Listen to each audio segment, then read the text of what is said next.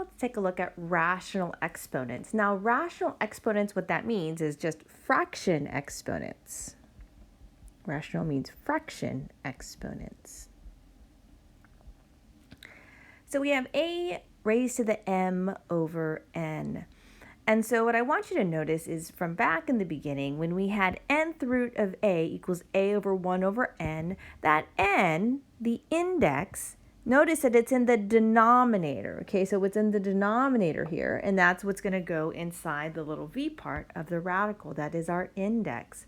So we're going to rewrite these. So when you see a raised to the m over n, we can rewrite it. So what we're going to do is we're going to write it as a raised to the 1 over n, and then put the m on the outside. So we're just using distribution, but doing it, going the other direction. So this still works, right? It is still the same. M over n is still 1 over n times m. So just to prove it to you, if we had 1 over n and we have the m here, and we're multiplying, right? So it's a power to a power property. So with fractions, you multiply straight across. This is m over n, so we didn't quite change it too much. We're just trying to help ourselves to rewrite it. So remember that a raised to the 1 over n, the n is the index, so we can write this instead as nth root of a. Then the m is still on the outside. Okay, so then we can simplify. Now, some of you can just go directly from this part here and go directly to here. So, and I do, like if I see n as my denominator, I put that immediately in that part as my nth root. So whatever's in the denominator is our nth root, and then that number on top, the numerator, will stay on the top on the outside. So we can do the same with a raised to the negative m over n. And so remember with a negative exponent, that means it flips to the other side of the fraction bar. So I'm going to rewrite it so I can make my exponent positive. So it's 1 over a to the m over n. And then now we're just going to repeat the same process with this a over m over n. So it's 1 over a to the 1 over n, and then the m goes on the outside. We're going to apply that numerator exponent last. And then let's continue to write it. So remember, we can rewrite that, the inside of a 1 over n. N is our nth root. And then the radical a, and then raised to the power of m. So we're going to see these. And so we're going to simplify problems of this form. So I have 16 to the 3 halves. So it's similar to the first example at the top. A with the m over n, so that's what we have, 16 to the 3 halves. So let's rewrite it. So 16, 2 is our denominator, so I'm going to rewrite it like this, 16 to the 1 half, and then push that numerator to the outside.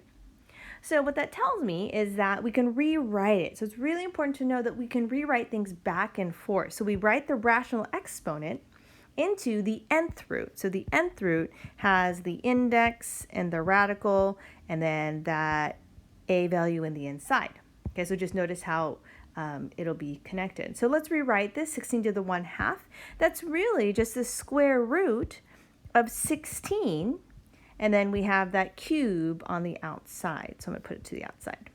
It is nicer, like you could cube everything. You could cube 16 and then take the square root, but it's a little nicer if you can make the number smaller first. So taking the nth root is just a little bit more efficient. So square root of 16, so that's just 4. So remember, the square root of 16 is 4. Right, square root of 16. So if you need to see the work, just in case, 16 is 4 times 4. And then, so it's a perfect pair, and it comes out perfectly. Okay, so no more square root. So it's 4. So I did this. And then remember that cubed is on the outside. Now 4 cubed, that's 4 times 4 times 4, and that is 64. So then let's try that with 32 to the negative 3/5. So first I'm going to use 32, and then I'm going to change it to 1/5, right? So the denominator here, 1/5. And then I'm going to put the negative 3 on the outside. So we're multiplying negative 3.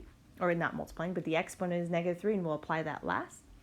So 32 to the 1/5 power, we can rewrite that as an nth root. Again, that denominator for that exponent is the nth root. It goes inside that little valley of the radical there. So 5th root of 32, and then to the -3. So 32, you have to break that down, and again, you'll get used to these numbers. So 32, if we first think about 32 is 8 times 4, and then, 8 is really 2 times 2 times 2, and 4 is 2 times 2. So 32 is really 2 to the 5th power. So we have 5 2's in there. So let me rewrite this. 5th root of 32, which is really 5 2's here. So it's going to, it's perfect. Then we have our -3 on the outside. Okay, so again, the index tells us how many we need. We need 5. And so it's perfect. So the answer, the 5th root of 32 is just 2. Okay, so the answer here, this in the inside, is just 2. Then it's raised to the -3. Raised to the -3. Now remember with that, to make that a positive exponent, we just flip it to the other side of the fraction bar, 1 over 2 cubed, which ends up being 1 over 8. And so that is our final answer. It is completely simplified. So try these 4 examples out, rewriting it first as an nth root, so try that so you get practice in rewriting as nth roots, and then simplifying as much as you can. All right, so if you try this out, you would see that 4 to the 5/2 is 32. So again, the denominator goes in the nth root position, and then so really we're looking at the square root of 4. And then the square root of 4 is just 2. So notice the yellow highlighted here. So square root of 4 changes to 2. Then we have the 5 on the outside. 2 to the 5th power is 32. So note that's not 10. It's not 2 times 5. What that means is 2 times 2 times 2 times 2 times 2. Number 6, we have 9 to the -1/2. So it's very similar. It's the square root of 9 again. So the denominator again goes in that nth root here, or index. And then so square root of 9 is 3. And then we push that -1 to the outside. So remember with the -1, what that means is it moves to the other side of the fraction bar. So therefore the answer is 1 over 3. 7 is 81 to the 3/4. So we're looking at the 4th root of 81, and then 3rd power at the end. So 4th root of 81 is 3. Then we have 3 to the 3rd power, which is 27. Again, that's 3 times 3 times 3.